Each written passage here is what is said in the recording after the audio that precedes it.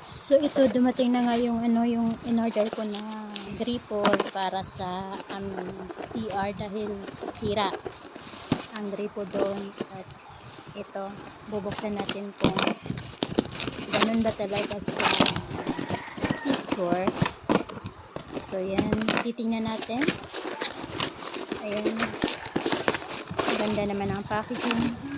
At ito may maliit na carton, so dito nakalagay ang gripo na ating in-order. Ayan, maganda yung packaging niya. So ayan,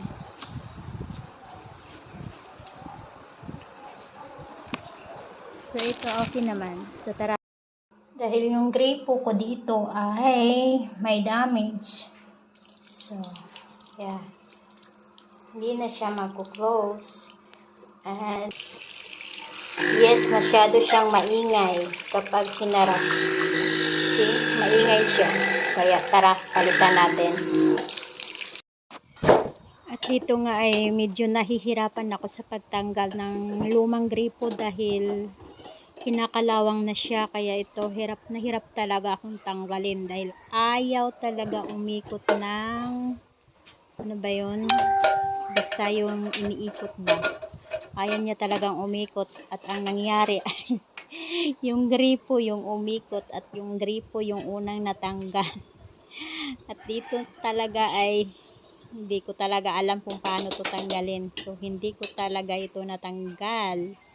At ang nangyari ay pinalit ang ginamit kong hose ay yung hose doon sa may heater ng shower namin dahil tinanggal ko iyon at pansamantala yun ang gagamitin ko para dito dahil hindi na talaga matanggal yung yung dating hose dito dahil sobrang kalawang na at hirap na akong tanggalin iyon.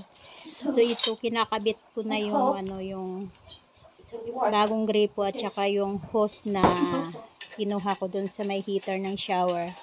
At ito nga ay medyo nahirapan talaga ako kasi hindi naman tayo tubero, nagmamarunong lang. Kaya ito, ayan, sana gumana, sana talaga gumana.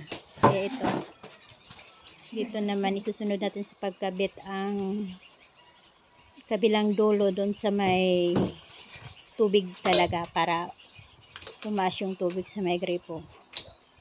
So ayan, mahirap talaga pag hindi natin trabaho pero wala tayong choice dahil ayan, wala naman tayong pwedeng matawag.